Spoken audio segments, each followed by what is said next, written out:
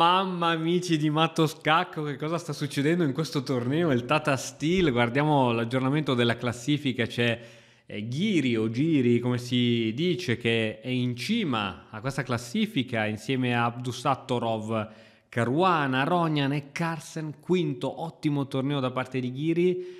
E Carlsen purtroppo oggi ha perso e ci andiamo a vedere proprio la partita contro Ghiri. Ding Liren e Paradigma stanno giocando ad oltranza, qui ci sono state una serie di patte e andiamo a vedere questa partita. Già spoilerato il finale, ma va bene. Anish Giri o Giri contro Carlsen con il nero, andiamo a vedere come è andata la partita. D4 cavallo F6, C4 e 6 e attenzione, cavallo F3, sembra di averla già vista questa partita. B6, attenzione che dopo G3 non dico più che è una catalana, altrimenti c'è Davide che mi assale dicendo è una ovest indiana. Sì, certo, sicuramente questa è una ovest indiana da parte del nero, ma l'impianto del bianco, vogliamo chiamarla variante di fianchetto? Alfiere a 6, ma sembra veramente di averla già vista questa partita.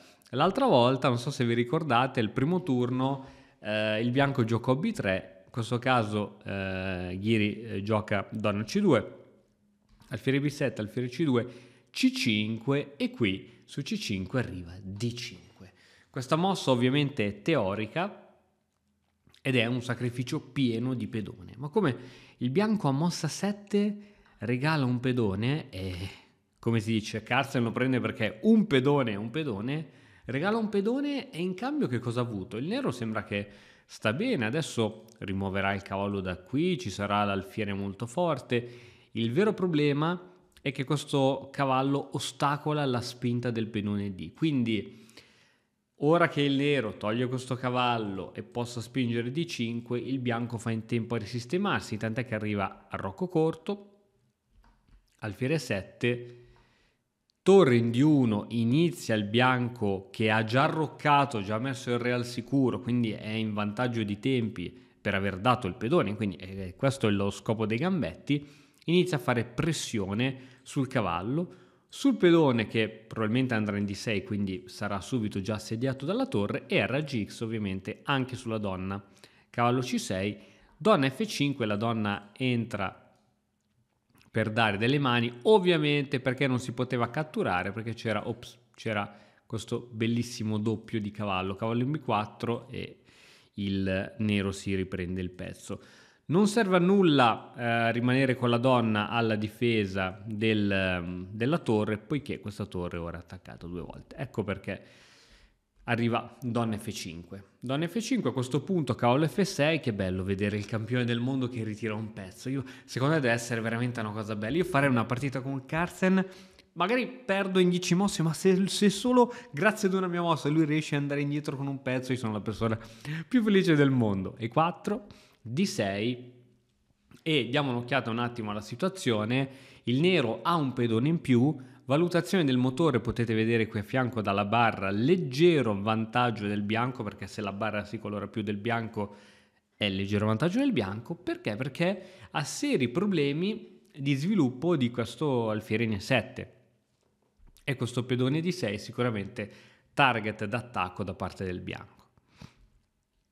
E5 qui proprio scatenato il bianco, anche perché questo pedone ricordiamoci che è inchiodato. Donna di 7 per cercare un cambio di donne e alleggerire un po' la tensione, cambio accettato, e dopo questa serie di cambi ovviamente l'alfiere non può catturare il pedone che è tenuto dalla torre, finalmente si ritorna in posizione equa di materiale. Il bianco si è ripreso il pedone, forse questo pedone è andato così avanti che sarà difficile da sostenere, però questo è tutto da dimostrare. Il nero fa un po' fatica, perché fa fatica ad avvicinarsi e attaccare questo pedone, perché ha tutti i pezzi su case bianche, quindi è complesso. Torre in E1, uno scacchino così non fa mai male. Cavallo C3, cavallo B4 minacciando un classico attacco di questo tipo, e da notare come un giocatore medio avrebbe, non so, spostato una torre o fatto qualcosa del genere, i giocatori di altissimo livello cercano sempre contrattacco e infatti cavallo e5.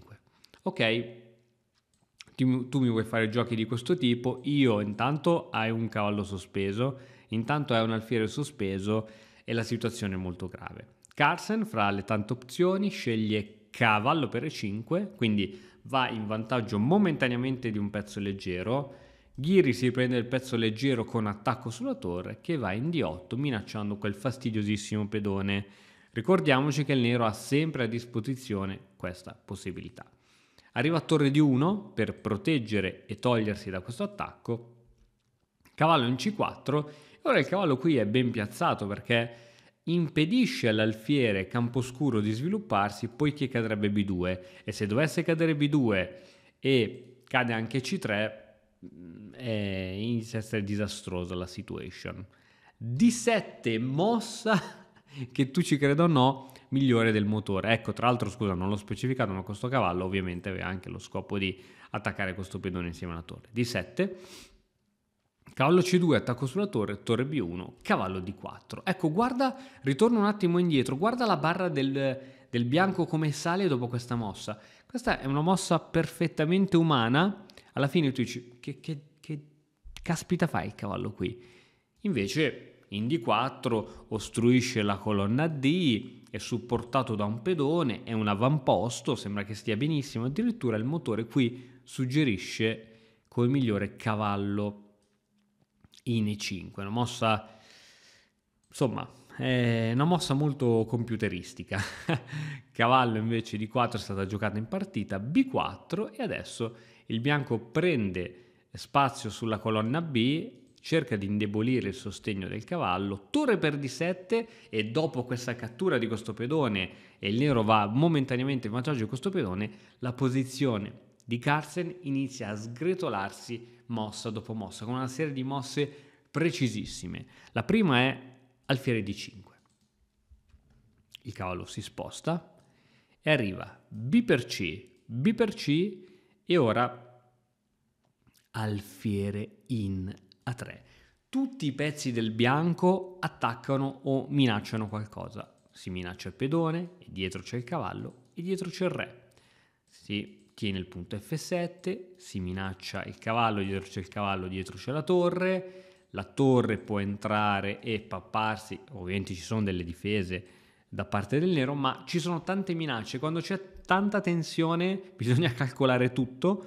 Guardiamo il minutaggio di Carlsen che ha 28 minuti,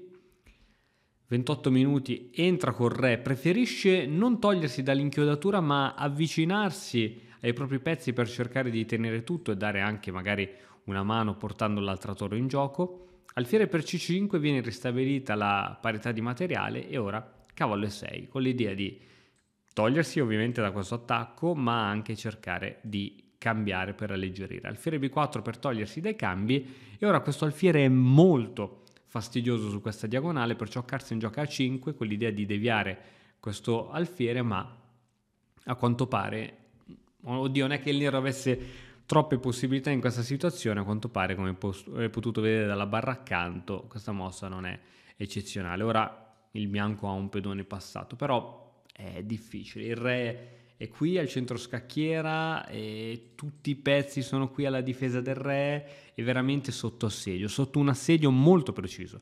Torre c8, arriva anche l'altra torre in attacco e ora cavallo a4 e si minacciano cose molto interessanti e spiacevoli allo stesso tempo. Cavallo c4, teniamo, però attenzione che qui ci sono calcoli da mal di testa, perché ti posso catturare, tu mi catturi, cioè ci sono calcoli da fare seri, dopo cambi, se faccio questo lui fa quello, ci sono cambi e dopo tutto questo torre in B va in C1, si gioca sempre sulle inchiodature. Potremmo dare un titolo a questo video evviva le inchiodature. Alfiere 5 e alfiere B4 scacco, re che va in F6 per rimanere sempre un pochettino vicino ai propri pezzi, ma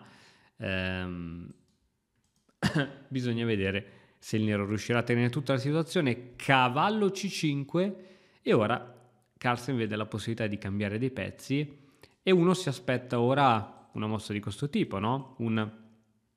No, che cosa sei successo? Ma perché ogni tanto chess.com fa queste cose? Perché poi uno dice io devo giocare sull'ICES? Perché succedono queste cose? Dicevamo, vediamo se riusciamo ad arrivare al momento giusto. Ok, cavallo per C5 e adesso ci sono tante possibilità, si può catturare qui, si può catturare qui, si può catturare qui. Dopo aver esaminato tutte le possibilità e in concordanza col motore, torre per C4. Siamo ancora quasi in parità, il bianco ha un pedone in più, ma la situazione del nero è molto difficile, c'è pressione su questo cavallo e dietro c'è la torre, quindi bisogna correre ai ripari. Come correre ai ripari Carlsen con torre in D? Ovviamente correre ai ripari con l'alfiere non è forse la mossa migliore in assoluto, poiché dopo alfiere F3 ci sono ancora inchiodature, quindi possiamo anche giocare poi il sacrificio di torre su alfiere e poi dopodiché prenderci questo pezzo qui. Dunque viene giocata in partita questa mossa per cercare di tenere, ma la partita si chiude dopo alfiere a 5. La torre praticamente non ha quasi possibilità di manovra da nessuna parte, dovrebbe rimanere a dare un sostegno su questo cavallo. Supponiamo che la torre si sposti, a qui non può andare, supponiamo che si sposti qui. Ad attaccare l'alfiere arriva alfiere B6, attacco doppio. Se va in D7, che cosa c'è? Se va in D7, adesso ce la guardiamo insieme. Ok, mi serve l'aiuto del motore, cioè alfiere B6, attacco doppio su questo cavallo che deve andare via. Ok, basta, finito. Eccola cosa c'era. E non c'è modo di difendersi. Su questa c'è sempre alfiere G2 con inchiodature e i soliti giochini. Ok, Carlsen abbandona. E ha fatto bene a abbandonare perché la situazione era tragica e ogni volta che perde il campione del mondo fa sempre molta notizia. Chissà come avrà reagito, chissà come l'avrà presa e speriamo che possa avere modo di recuperare. Intanto super torneo per Anish Giri e grande. Avanti tutta, vi aggiorniamo sull'andamento di questo torneo e tifiamo tutti per Anish. Ciao!